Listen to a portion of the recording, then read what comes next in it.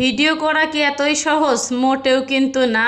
এই তো দুপুর থেকে ভিডিওটা শুরু করে দিলাম। তার আগে কিন্তু পুরো রান্নাঘরে সুন্দর করে মেকআপ করতে হয়েছে।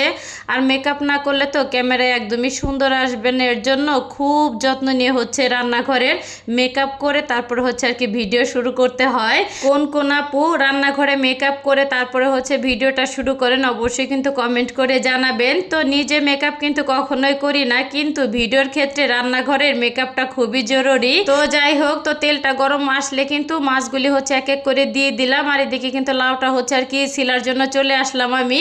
তো লাউ দিয়ে আর কি মাছটা আমি রান্না করবো। ইদানিং খুবই লাউ আর কি বেশি খাওয়া হইতেছে, লাউ ভাজি আর লাউ ঝোল। তো যাই হোক, লাউ সবজিটা বললাম তো অনেক ভিডিওতে বলছি অনেকটা ভালো লাগে খেতে। আর লাউটা কিন্তু অফ ক্যামেরায় সুন্দর করে আর কি আমি কেটে নিয়েছি। সেই সাথে কিন্তু 2-3টার মতন আর কি আলু আর কি কেটে নেওয়া হয়েছে। আর আলু তো দিতেই হবে যেহেতু আর কি বাচ্চারা আছে। আর লাউটা তেমন আর কি ওরকম ভালো না, যদি বেশি কচি থাকতো তাহলে আলুটা দিতাম না। যেহেতু লাউটা একটুখানি কেমন কেমন যেন লাগলো, এর জন্য ভাবলাম যে কিছুটা আর কি আলু দেই, খেতে আর কি ভালোই লাগবে। আর এই তো অফ ক্যামেরায় কিন্তু মশলাটা সুন্দর করে কষিয়ে নিছে। এখন ধুয়ে রাখা লাউ আর আলুটা দিয়ে তো মশলার সাথে উল্টিয়ে পাল্টে নেড়ে চেড়ে আর কি আমি মিশিয়ে দেব। তো একবারে পানিটা দিয়ে দেবা, লাউ থেকে যে পানিটা উঠবে ওইটা দিয়ে আর কি আমি রান্না করে নেব। আর এই ফাঁকে কিন্তু আমি পটলটাও আর কি সুন্দরভাবে সিলে ধুয়ে নিছি। আর এই তো লবণ আর হলুদ দিয়ে সুন্দর করে আর কি আমি মেখে নেব। আর ভাবলাম যে যেহেতু আর কি ঝোল তরকারি রান্না করতেছি, সেই সাথে একটুখানি পটল ভাজি আর কি হইলে মন্দ হবে না। আর এই তো সুন্দর করে আর কি মেখে নিতেছিলাম। আর অফ ক্যামেরায় কিন্তু আমি তেলটাও আর কি কড়াইতে বসাই দিছি। আর দুই চুলে আর কি 2টা রান্না বসাই দিলাম। তো আগে লম্বালম্বিভাবে ভিডিওটা আমি করতাম। আর এই চুলায় ওরকম দেখা যেত না, অন্ধকার লাগতো। এর জন্য এভাবে আর কি ভিডিও বর্তমান করা হইতেছে। জানি না কেমন লাগতেছে, তো অবশ্যই কিন্তু কমেন্ট করে জানাবেন সবাই। আর এই তো পটল কিন্তু এক এক করে আর কি দিয়ে দিলাম আমি।